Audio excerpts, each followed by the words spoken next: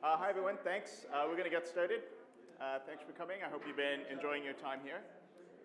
So this session is around something called the Discoverability Design Jam. It was kind of an innovative type of consultation process that we engaged with. So I'm from Ryerson University. My name is Richard Latchman, and Stuart Candy from OCAD U. We put together a different process in consultation with the CRTC and a couple of other partners to try and engage with populations who may not come out to public consultations ordinarily by the CRTC or by a media broadcaster. We wanted to try and engage with different populations for a number of different reasons. So we're going to explore a little bit about the process that we did for this event that we ran about a month ago. So the basic motivation of this is that predicting the future is hard. We're all in this room. We're attending events like this. You're trying to come up with, I know some of you are broadcasters, some of you are media organizations, some of you are regulators, some of you are independent design people, and it's really tough to try and predict what's going to happen in this space, of course. We frequently get it wrong. That's the hardest part about it. Looking at today's technology, trying to make a business immediately about something that has its basis in social practice that may not have been developed to the mainstream yet. We are trying to predict maybe edge case things are going to become dominant, but we're doing it with today's business model. And that's really hard to launch because if you get it wrong, you've spent a lot of money and you focused on something that isn't actually going to take off. So we try and do this advanced prediction. But again, even when we have a platform that we know becomes dominant in any of these things, sorry about the lines between these, we frequently get it wrong. So what can we try and do to engage to inform our process a little bit better? So just as an example, again, when we focus on the technology, we almost always get it wrong. This probably is the tape deck you leave to your great-grandson because they haven't made any more after this. But the focus on the technology always seems to be the greatest risk. So you can focus on it, but trying to predict what people will do with that technology or what else might come out, you become myopic in this way. So one of the processes, and there's lots of ways to try and engage with communities in different ways. The one we're talking about here is called a design jam. So how many of you have heard of a hackathon before? Okay, so hackathons, again, gather a group of people together. Maybe you have an API, you write a lot of code, you drink a lot of Red Bull. In 24 hours, you come up with some product. And that's sort of the design idea behind a hackathon. A design jam has some similarities, but it has a bit of a different focus. So when we look at what are the outcomes of hackathons frequently, so when we study what predictable things come out of trying to measure ROI on one of these, it often isn't the idea itself. Because the idea you have in 24 hours, frankly, isn't always the best idea. I mean, all of us work for long periods of time on things to try and hammer around. The fact that you were on a lot of caffeine doesn't make the idea better.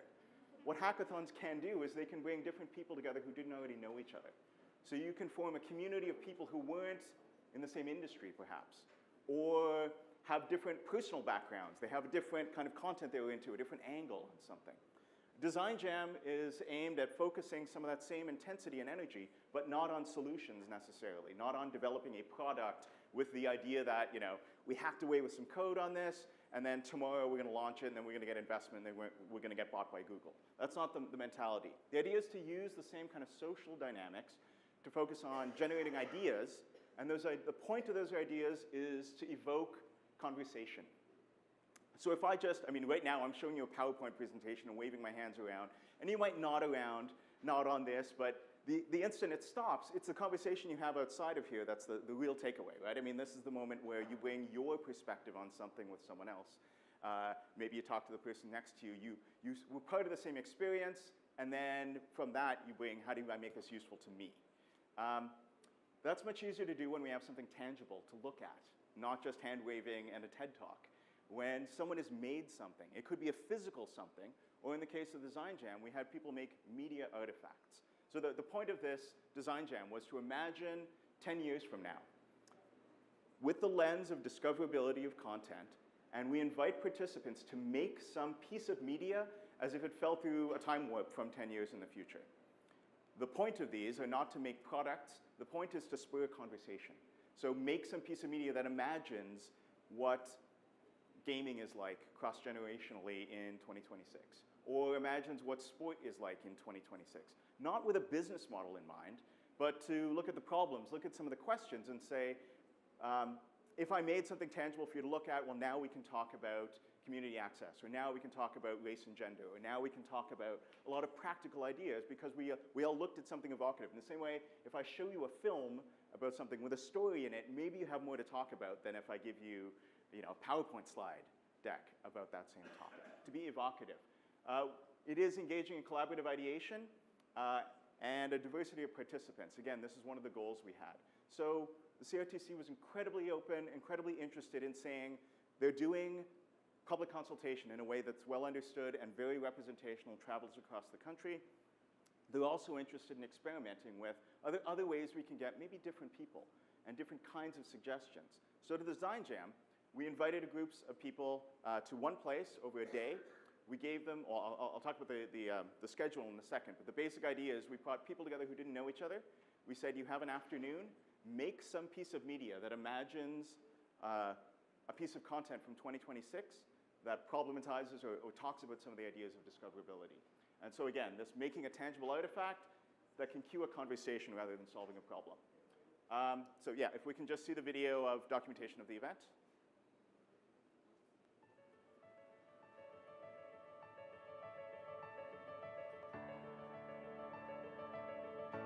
The main task was to sort of place us into 2026 and really give us an idea of what the media system's going to be like in the future. And then we played this game. We played this crazy game where we had to come up with all these different scenarios and basically what's going to happen in the future when these huge data companies, these data brokers know so much about us, and how is that going to impact our daily interactions with one another.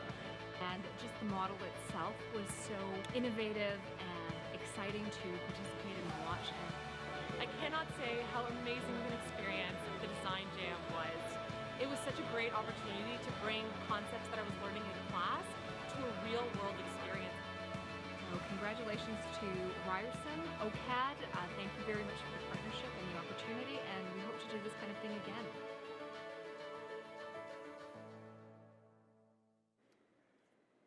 So I'm just going to talk to you a little bit about how we structured the Design Jam. And then Stuart is going to talk to you a bit about one of the tools we used for brainstorming in this called Thing from the Future, which was really great. And then we're going to talk a little bit about the outcomes from this. So we have a few of the teams here who can talk a little bit about it. And we're going to sort of talk about some of the issues. On va voir. So just a brief idea of what the schedule was. We had some briefing papers ahead of time. This is based on learning of having run hackathons before, having run design jams, and trying to get the best possible outcomes from these. So one of the questions is, if I bring a random group of people together in a room, they're going to make the most basic surface ideas because they haven't spent the amount of time digging deep into these topics that all of you probably have. So, why are we just reiterating this? One of the ways we tried to deal with this is we said, okay, we don't want to restrict people's ideas. We want them to bring who they are, their own background, their media consumption profile, what they are, their professional background to this. But we gave them some briefing notes. Here are some of the big topics that we think you might be interested in because this is some of the conversation going around. Similarly, on the day of the event, we had lightning talks, 10 minutes apiece, just a few talks to try and say, we want to push you guys. We don't want you coming up with the cooking show that's going to be on cable access 10 years from now. You can, but maybe that's not interesting. Let's push on some real harder questions around this. We had them form into random teams. Again, they didn't know each other. We just numbered them off. And then we guided them through a couple of brainstorming exercises, which Stuart will speak to. They discussed and refined an idea they wanted to work on.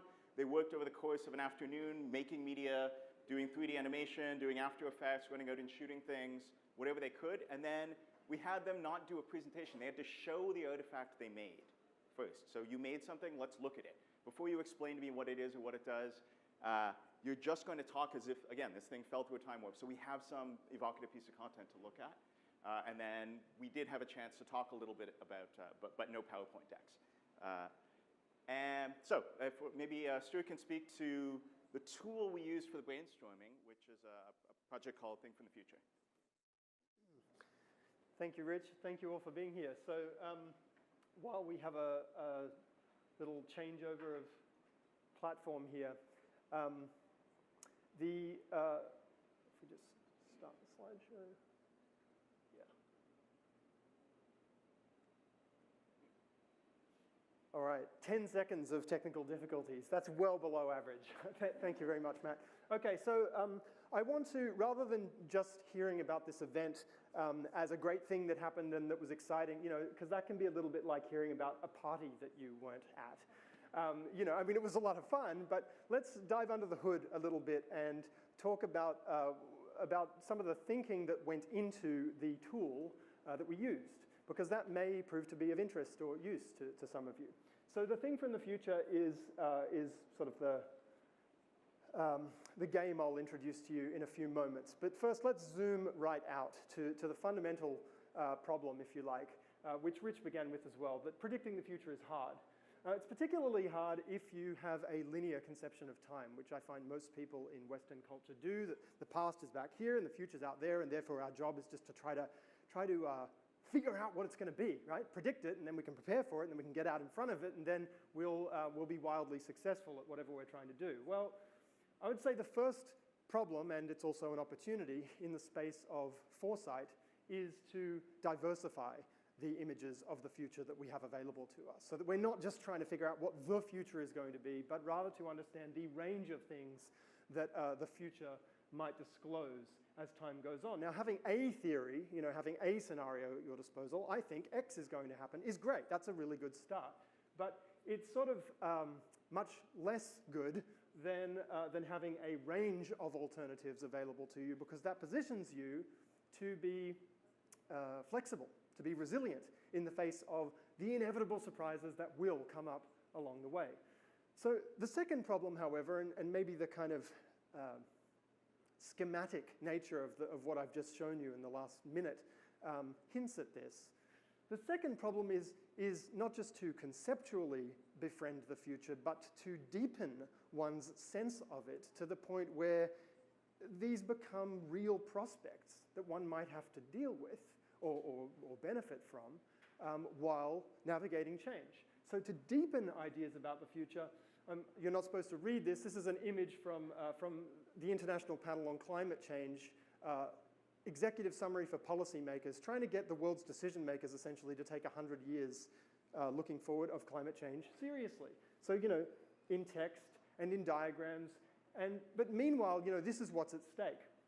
These kinds of experiences, more or fewer of these, more severe or less severe. You know, and the particular experiences of people on the ground inside these futures that we so kind of blithely gesture toward with diagrams and text are really not taken into account. So I would say that the problem, kind of right under the hood here, the ultimate reason to have processes like these is to bridge what we call the experiential gulf. That's the gap between the way we usually represent futures to ourselves for serious purposes, as opposed to for entertainment, you know, science fiction, film, and so forth, and what it's actually like to inhabit a future like the one that we're in right now. So the experiential gulf must be narrowed, I think, in order to improve how we navigate change. We need to be able to think and feel our way into it more compellingly and more granularly. So the solution, or a solution to this dilemma, lies in a practice that my colleagues and I have called experiential futures. And over the last 10 years, what we've tried to do with experiential futures, that's the design of situations and stuff, ostensibly from the future, to catalyze insight and change in the present in relation to those potential futures. What we've done over the last 10 years is bring all sorts of futures to life in all sorts of different media to try to navigate them more effectively. So that can look like immersive experiences from the future. That can look like future artifacts left lying around in the streets. It can look like postcards sent out to people and left in their mailboxes. It can look like proposals like this one for a gift from the Chinese government to the people of Hawaii in the year 2026, commemorating the harmony between the two locations. I did my graduate studies in Hawaii, so a number of my examples are Hawaii inflected.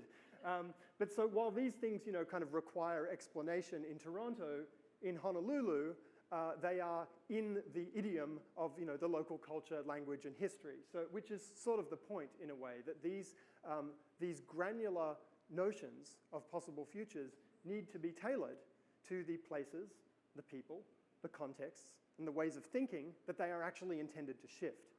This was a project we did with the California Academy of Sciences in San Francisco for the 100th anniversary of plastic, which coincided with the 100th birthday of Jacques Cousteau, the hero of the oceans. And so finding ways to make ideas about the future visceral is what this form of work is all about. Now, if we turn our attention to the problem or opportunity, rather, of scaling this kind of work, so that it isn't just, the arcane and perhaps eccentric activity of a handful of professors and artists and designers and technologists, how do we make this something that anyone can do? Well, so one way that we've attempted to do this over the last couple of years is with a card game that my colleague Jeff Watson, who's now at the University of Southern California, and I came up with in order precisely to tackle this challenge and this opportunity, to create a card game that makes it easy and also relatively fast for anyone who wants to imagine particular artifacts that the future might disclose as time goes on. And we refer to this sometimes as scaffolding for the imagination, because there's a sort of multi-layered set of descriptions of change that sit under the hood. We'll come to specifically what that looks like in just a minute. There are 4 kinds of card. I'm going to introduce this game to you in a second. And they each describe a different aspect of the thing from the future that one is imagining when one plays the game.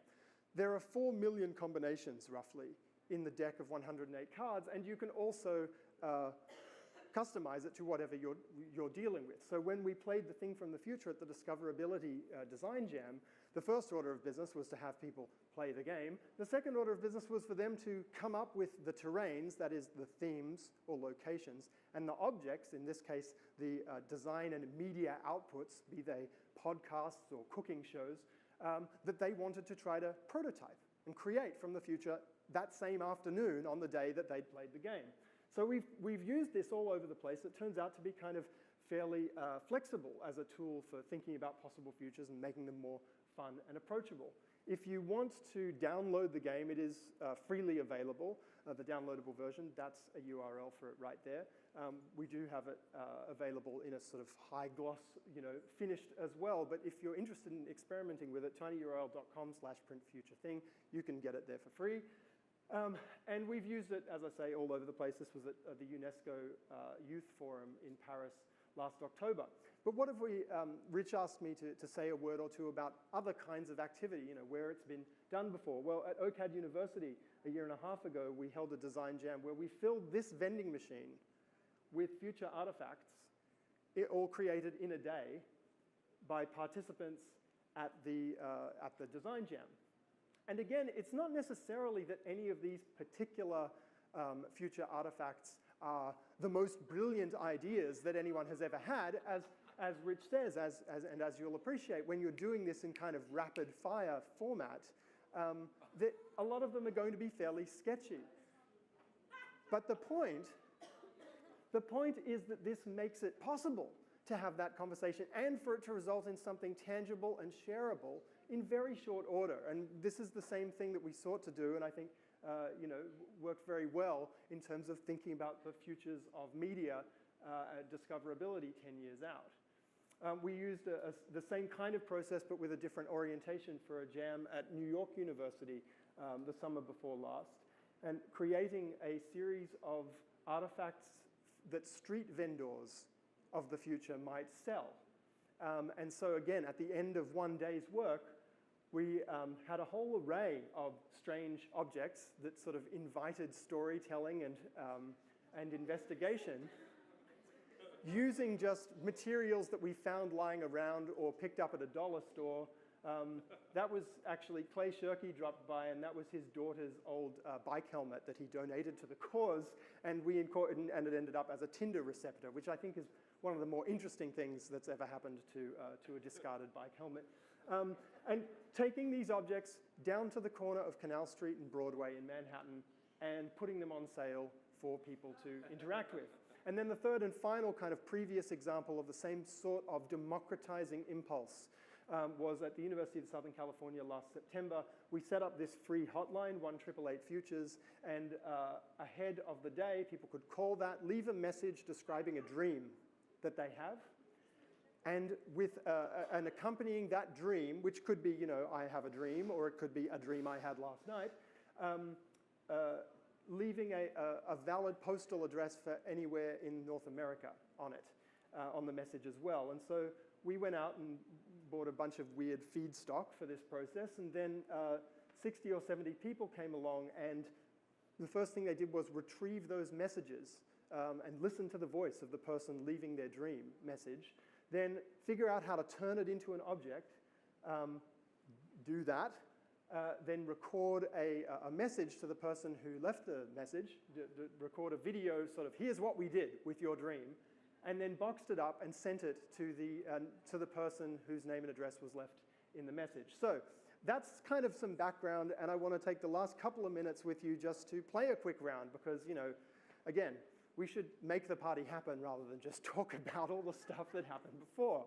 So I have a deck with me here, and as I say, there's a lot of possibilities in the deck because all you need is one of each color, one of each kind of card to generate a thing from the future. So I picked out 4 about 30 seconds before we started this session. And so the arc card will tell us what kind of a future we're imagining in. So in this case, it's a collapse future. I'm sorry, that's just what came out. So it's a collapse future a decade from now. So what that means is that in a moment, we're going to be imagining an object from roughly the year 2026, but a context, a kind of scenario context in which society has collapsed, or perhaps the economy has, or maybe, you know, the zombie apocalypse has finally happened. We all seem very impatient for that to go down. So that's the kind of future that we're going to be imagining within. Okay, the second card is the terrain, and there are 2 on here. We have the sea and we have family as a terrain. So what that means is we're imagining a thing that relates to a collapsed future 10 years from now, relating somehow to family. Now, the third category of card, I'm running out of hands, the third category of card is an object. And given that this is, you know, a discoverability event, the object is going to be a show. So, to recap, in a second, you're going to turn to your neighbor and have a chat and come up with a concept for a show that relates to family in a post-collapse future 10 years from now. Oh, and in order to sort of give it an emotional connection, the mood of this show is going to be dismay. So those are the dismay, horreur, concern, yes. So that's the prompt. A post-collapse future, 10 years from now, 2026, you're coming up with a family show that leaves you with a feeling of dismay. Take a moment and see what you can come up with. Chat with your neighbor.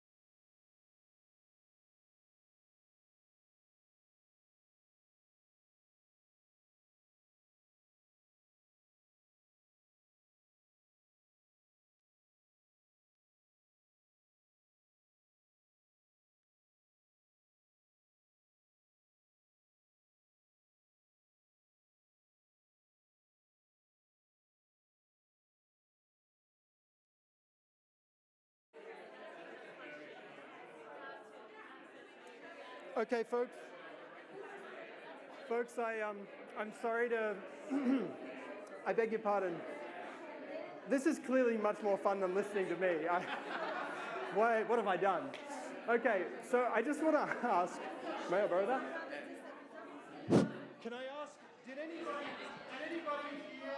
hear a concept for a show from the future that they come up with a concept for a show from the future that they want to share? Yes, please.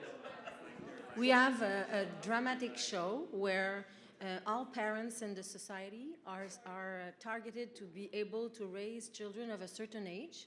So let's say I'm able to raise children from 10 to 12. So I only get children from 10 to 12. And when they get 12, I have to pass the children to somebody else. Very nice. Very nice. I don't know if you were... Well done. It's amazing where you can get in 90 seconds. I don't know if you were inspired subliminally at all by the child sharing kit that was in the Futuramatic vending machine. Do we have another one? Yes, please. Ours is a world that has no music. And so this family is a family that made guitars, and now they can't make guitars anymore because there's no music anymore. It's banned. And so the object that would come out of that is you can actually buy ears, because you've lost your ears, of course. You don't use them anymore. There's no music. You can buy ears so you can listen to music. Right. Crazy well, look, world. I sort of feel, enough said, really. You've thank you very much. That was, yeah, wonderful. Please, round of applause for our, yeah, thank you. Okay, so that was really all I wanted to share with you. A bit of context, sort of some of the intellectual context and some of the, and an instance of the game in action, so you can see it for yourself. There was a request during the gameplay for me to repeat the URL. It's tinyurl.com/printfuturething. You can also find it if you dig around at situationlab.org, where the cards can be obtained in card form also. But if you just want to download it for free, tinyurl.com/printfuturething. That's all from me. Thank you. So we'll just do a switch back. So you can see what we mean by we say doing something tangible is better than waving your hands and doing a PowerPoint. It's sad that I'm going back to waving my hand and doing the PowerPoint now, but it is the point. And again, it's not, it may be the idea you had in the 90 seconds, but it's the conversation you can have after you had the idea. And everyone heard the idea and they had something. You can imagine if you depict that rather than just a pitch too, and that's what we ask people to do. Make some evidence of that show idea, and then we can spread that conversation in a larger number of places. So just to let you know a little bit more about the things we primed them as, and then some of the things they came up with. So this was discoverability in general. We asked people to sort of question the institutions that make this content and discoverability of content. That's one of the limitations, right? I mean, this Clay Shirky saying institutions will try and preserve the problems to which they are a solution. We are getting different players than the incumbents in this, and they may radically change the business models because they're not invested in the business models. It's harder for the new changes to come from incumbents sometimes, because as long as everything stayed exactly the way it was, you keep making money. Or if it only decreases a little bit, you keep making some money, and it's hard to throw it away. So that's one of the inciting events we've asked teams to think about. We asked teams to think about wider context of the business reality. So this is David Byrne, a musician and not a Luddite, talking about the business models, of course, which may be true in digital environments. So this is a famous infographic that was in The Guardian talking about if you're an independent band today and you want to make minimum wage and enough to live on. So imagine you had a full-time minimum wage job. How many CDs would you have to sell to make minimum wage income? And in the US, if you sold 105 CDs, you'd make $12.60 a month, which is apparently enough to live on in the US. The number of Spotify plays you'd need to have in order to make this, $12.60 a month is 192,308. So it's a lot harder to imagine in this digital world that the same business model exists, of course. So again, not news to any of the people in this room. One of the inciting events we ask people to think about is, can you take ideas from other industries and apply them to a content industry around, say, media or storytelling? So as an example, the idea of a beta release. In the video game world, you can sell a beta release. And you can sell a beta release, perhaps not in the same numbers that you're doing the original, but you're selling a beta release of a game that's not quite complete yet, to engage the audience in a different way. If I download the beta, I'm on board. My feedback is going back to you as a creator. I feel like I'm part of the conversation in a very different way than we're used to doing for, say, television or film or music or other works that come out whole and then just buy it or not, or like it or not. by engaging your audiences in a different way, perhaps similar to the way. So Minecraft was released in beta for years, selling 1 million copies in beta with people who are on board accepting, giving feedback in a dynamic way. 3 of the top 5 Steam games, Steam, the online game distribution platform, were beta, were pre-release in 2015, yet still releasing the numbers and getting better because of that audience involvement. Another example is sort of microtransactions, so buying other stuff. We don't always think of this in all media forms, but in the video game world, League of Legends, one of the top video games, by buying things that don't make the game easier, don't make the game better, but it'll change the way you look in the game or change the way you appear to other players in the game. So I'm talking about buying digital clothes. I'm talking about buying digital assets that make you feel a design style you have. They made $1.6 billion in these microtransactions in a game world without changing the gameplay. So you weren't buying a cheat code that makes it, that you're going to kill everyone in an environment. It was identity connected to your media content, monetized by the media maker. I'll just jump through a few of these. We talked about algorithms with sort of as an inciting argument to people. The idea that search is not identical in terms of being unbiased. Who controls the algorithms that recommend content to you? What are the ethics around this? And what platform? Who controls a platform? Are you releasing things on a single platform as opposed to, so Kanye West's album only being available on Tidal? Connecting a piece of content to a platform, not because it has to be that way, but because of a business reality, a connection reality, a subscription reality, there may be something we can learn from this. So again, we invited the teams to imagine the year was 2026. Our challenge to them was make media that illustrates some aspect of discoverability in 2026. So here are some of the things that came out of the jam. Some of the ideas that we came up with while watching the products that people made and then talking about them afterwards. So one idea was the sophistication of digital content providers as opposed to traditional broadcasters. The teams there talked a bit about how the data intelligence that goes into an Amazon show or a Netflix show or even YouTube content is very different than what might be there from a traditional broadcaster. And they saw this difference in sophistication, the difference in the executive in the room deciding, I know what people want, and a data-driven way. They weren't necessarily saying one is better than the other. They were saying these are fundamentally different approaches. What might that look like 10 years from now? And that was one of the things that people talked through. A lot of teams came out in this idea that privacy rights, they felt 10 years from now will be eroded even more than they are currently, but that no one would notice and that no one would mind unless... Is that a fire alarm? We have a door to ourselves, so we're good. Experiential future. The motivation that we're in a house burning down and we have to solve this problem. I'm going to keep talking, I guess, until someone tells us to go. Okay. So the idea was people felt that in the same way that today, privacy is maybe a bit of a conversation, but our privacy is more abrogated than it would have been 10 years before now through Facebook, through sharing our location information, et cetera. They felt like that will continue to be there, but it will just kind of be okay because no one's going to make a big problem, a big issue out of it, unless there was some government acting on their behalf. Okay.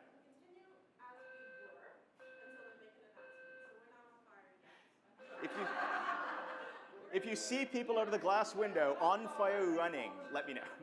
I will let you know. So here are some of the products people made. This is one team that put together, in their future from now, Google and Facebook merge, creating a data powerhouse that owns a lot of information about you. And one of the things they want to touch on is what happens if access to data, access to profiles, is asymmetric. So, we're talking about media discoverability. In this case, they were talking about a few different options, a few different places where being able to track a lot of data about you through media consumption, through email tracking, et cetera. So in this example, you're applying for a job, and your employer, by subscription, has more access to data about you, what you might be interested in, what offer they might be able to make to you in terms of benefits or perks or the right dollar amount they might be able to give to you, versus what you can search about the employer, because they pay for subscription access to data. They pay for subscription access to profile information. Individuals might be able to have access to different data. I can Google you right now and have the same access that you do about me. That's maybe sort of more egalitarian, if creepy. But that may not be true in a subscription-based data tracking model. So in this they thought through a bunch of other kind of augmented reality, instantaneous ways to track information about the real world. This is, that one seems worse, doesn't it?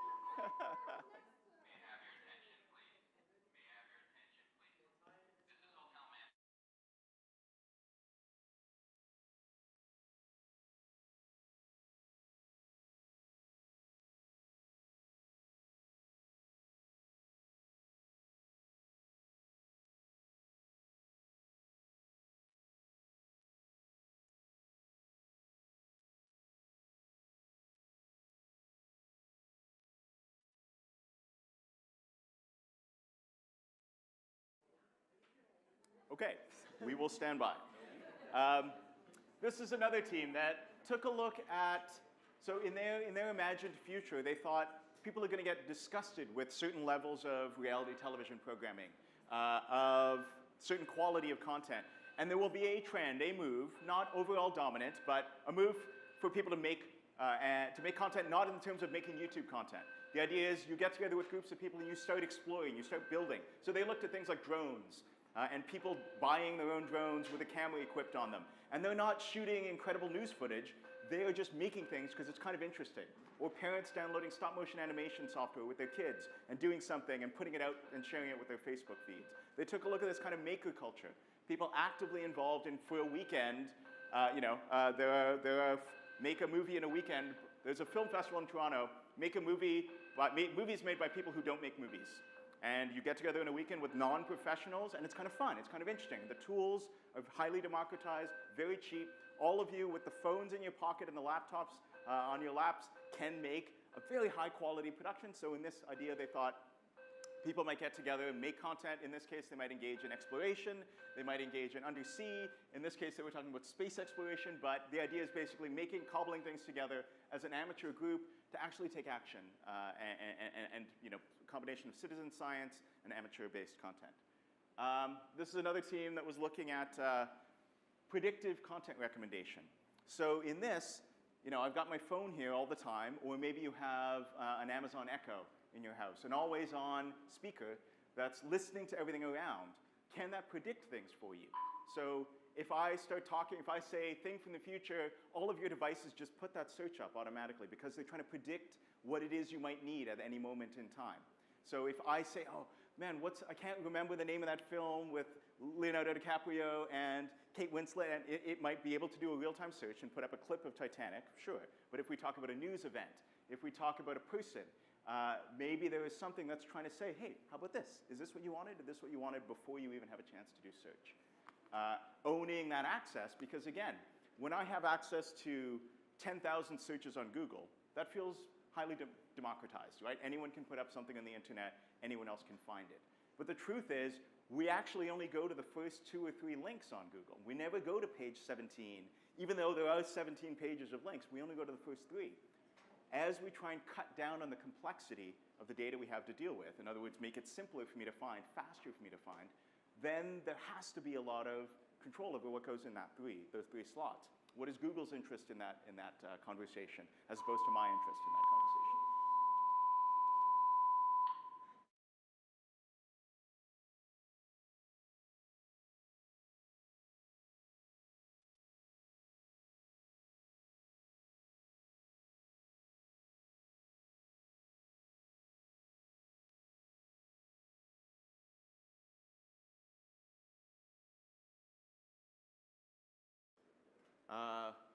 One more. So is Alexandra here? One of the medium people? Oh yeah, yours. Okay. So we've got a few of the teams here, so we're just going to invite them up to talk a little bit about what they actually did. Oh yeah, this is Brent and Jennifer. We're two of the team members. So maybe you can tell us a little bit about this and a little bit about who you are and sort of how you ended up at this kind of thing as well. And I can Yeah, so I'll start with what we built, or what we discovered more so than anything, because it was definitely a discovery. We took a look at we asked ourselves what's pervasive in society today, what do we talk about? And we realized that that's all a matter of what's in our newsfeed, what's in our search results. It's all a matter of the imprint we leave behind, the metadata that we leave behind. And then we started talking about narrative, and how narrative is a dictatorial, in our culture it's dictatorial. We have generally a group of content creators that create the narrative. They bestow that knowledge upon us. We experience their vision. It's never a personal endeavor, even though mediums may attempt to do that, such as games, things like that, but ultimately we're just existing within someone else's world. What we wondered was what would happen if we took the idea of a generative, adaptive environment that exists on platforms such as Google, such as Facebook, these kinds of things that happen with machine learning algorithms, with neural networks. And what would happen if we adapted that and we put that into the context of a narrative? And we don't know what it looks like yet, whether it's a game, we don't know whether it's a movie, whether it's a straight story. What we do know is it's a more honest reflection of the people that are kind of consuming that product. The characters are more closely resemble people's friends. The narrative is told in a language that may more closely reflect someone's actual slang or their manner of speaking. So ultimately what we tried to do was we tried to take a broad approach, not kind of prescribe that this will be the future, but kind of say that in the future it's very likely that the way we think that knowledge and narrative is imparted on us may quickly fall away, and it may more closely resemble what currently exists within the technological world that we inhabit. Yeah.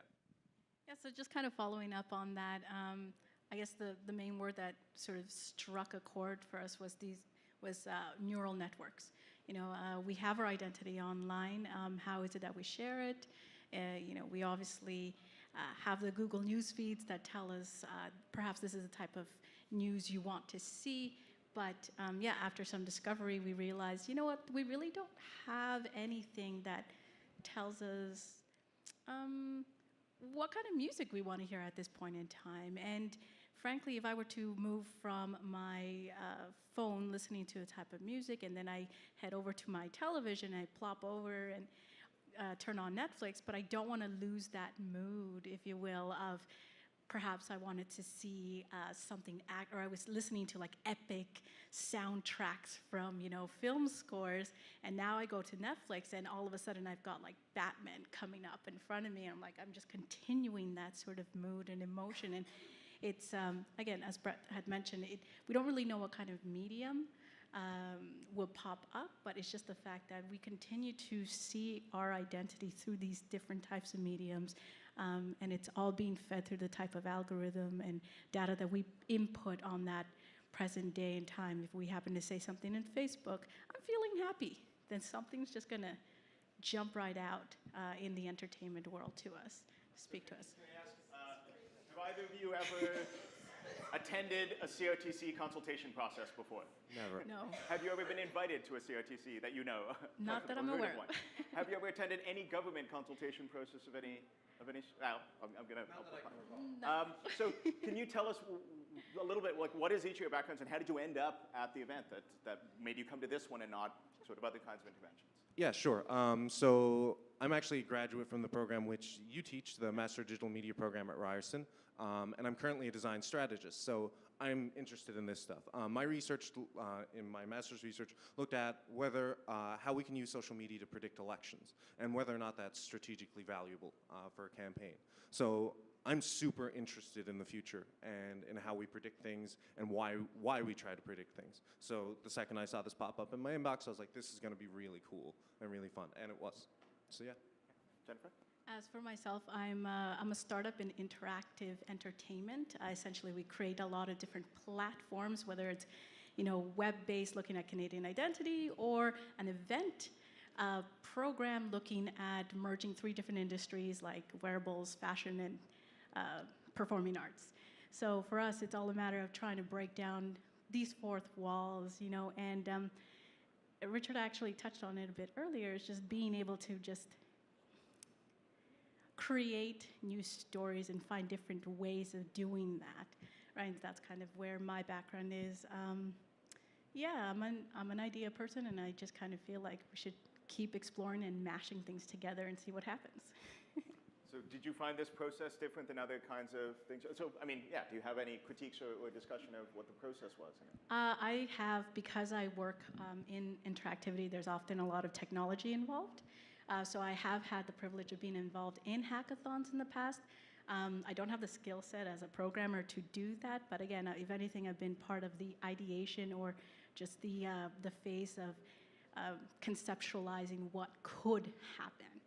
So when I found out about Disco Jam, and my project's currently under the Transmedia Zone, and that's kind of how I found out about it, I thought this is perfect. It's not just about creating a new tech product. It's actually about creating an abstract. Really, it's creating an abstract and just moving forward and seeing what happens. I mean, you're almost like a puppeteer to society through the Disco Jam, as I find.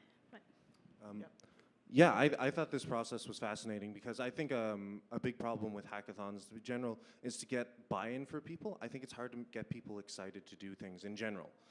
I think people generally want to do what they want to do, and that's it. With this, I found it more democratic in a way and more immersive because it started with a game.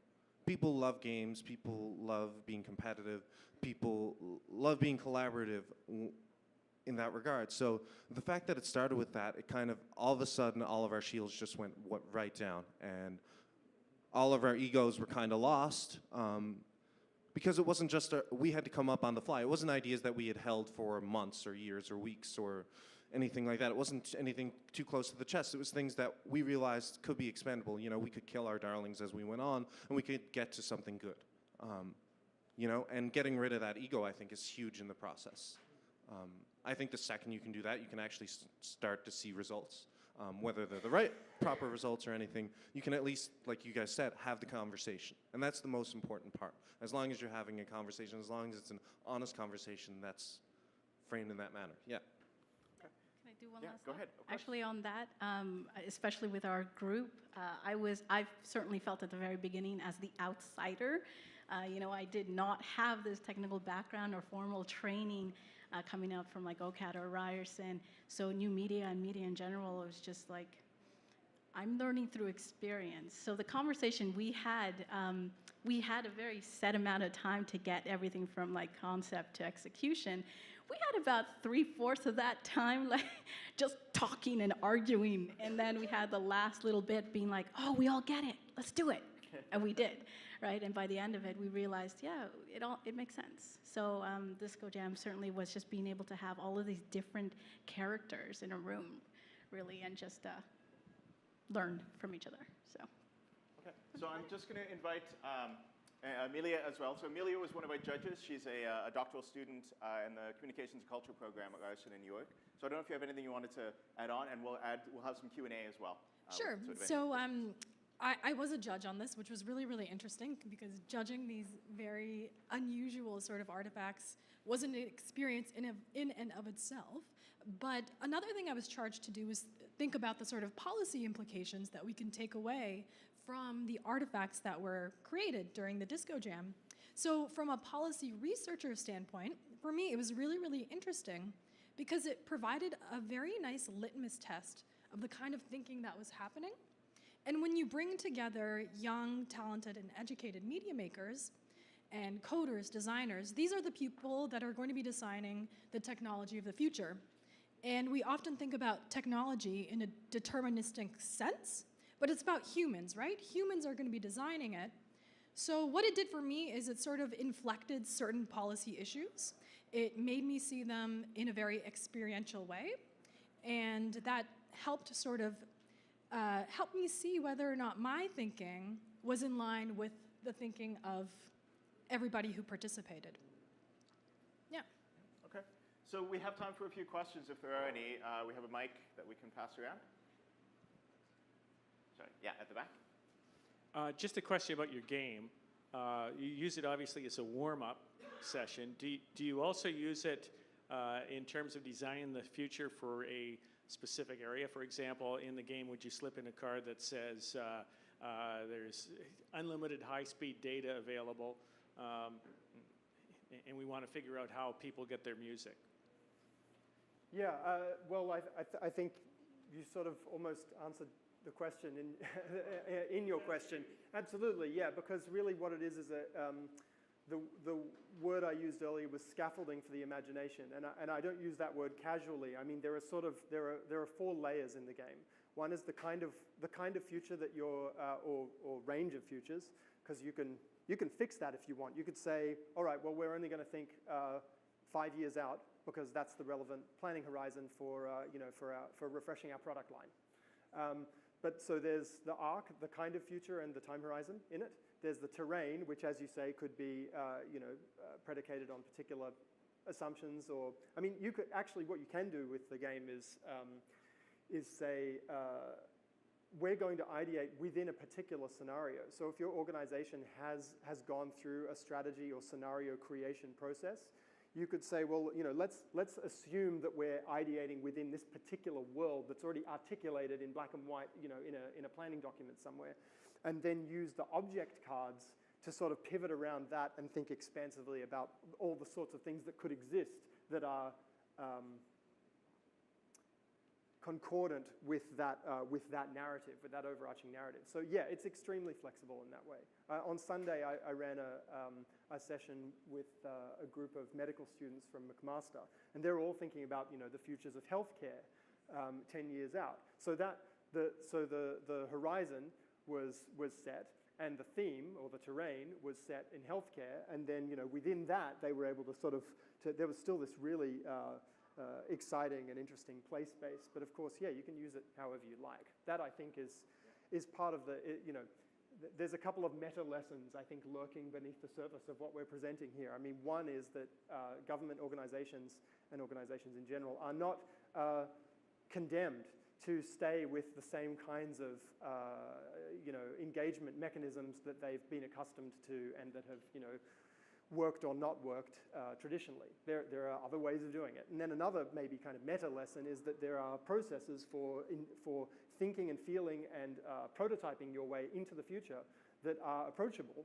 and can be used by anyone who sort of is willing to put the time and effort aside to do it. So short answer is yeah, absolutely. I think the key is that constraints are helpful when trying to come up with ideas, right? I mean, if you ever have total blue sky, it's really tough. So time constraint, really helpful. Having a scaffold, having some environment, some way to, sure, if we're working on one particular area, then we can bring in who we are. So a variety of people, as we're saying, that it's, it's someone with a media background, someone who is not a professional in this, but consumes, of course. They're an avid gamer, or they have a particular lens. That's where the interesting ideas come from. And you can generalize after, but it's more interesting to go from. Yeah. So for the team that presented, how do you monetize your content? So what's the business model behind it? Good question. I think a lot of those answers, a lot of those questions are going to be answered when you see what Facebook's going to do with Oculus Rift and with virtual and augmented reality. I think it's going to be more closely tied to something like augmented reality, where you see advertisements and things integrated into your everyday life in inconspicuous manners that kind of resembles billboards and everything today. But yeah, they're more closely aligned with, rather than just a passive engagement of you see a H&M billboard all the time as you go down the road. It's more closely tied to the way that Google and Facebook can operate within the realm of metadata and that kind of thing. Right, but that right now that's branded content. I mean, there is a model for that. So, I mean, companies are working with brands in order to, place that brand in a kind of foregrounded way, as opposed to bombarding us with advertising content in an immersive space, which, may also have its own questions. So just maybe to think in in those terms, like who are your, who are your partners in producing this content?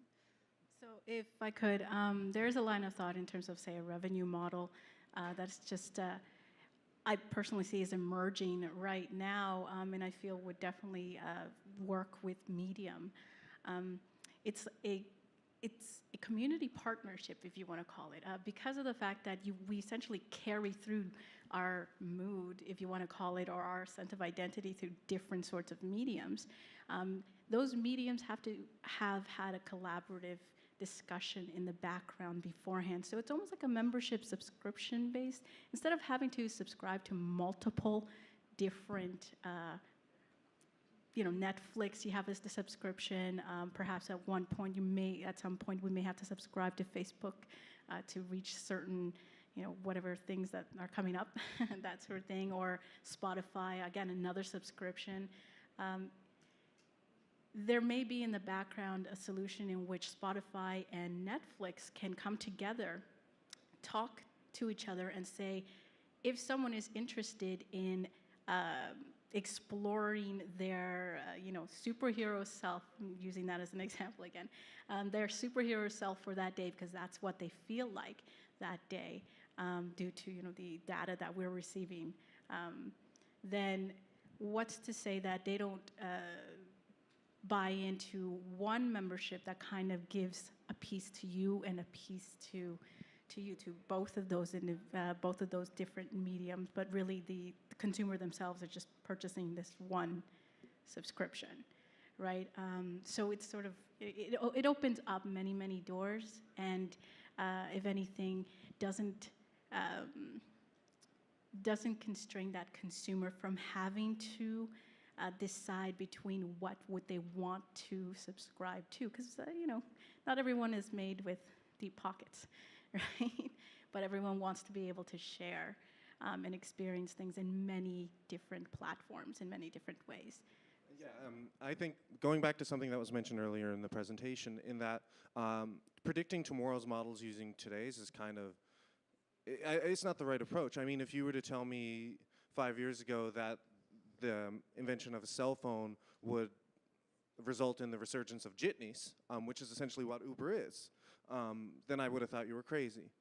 So knowing what the model is going to be tomorrow, I think, is tomorrow's question. I think today's we need to think about what the impact of our today's technology could be, not with a prescriptive solution, but more so with a kind of a descriptive awareness of this is where we could go tomorrow. We don't know where we're going to get there for sure, but it's quite possible these are within the realm of possibility.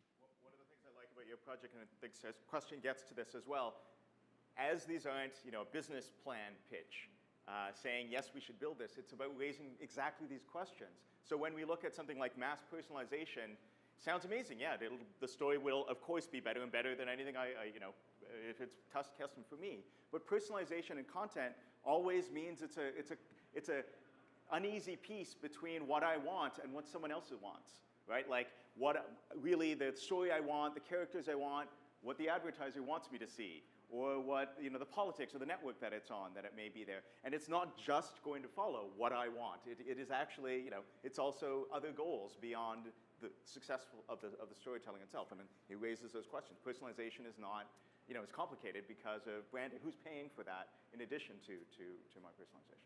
Are there other questions? Out here? Okay. If there's not, then people will be around.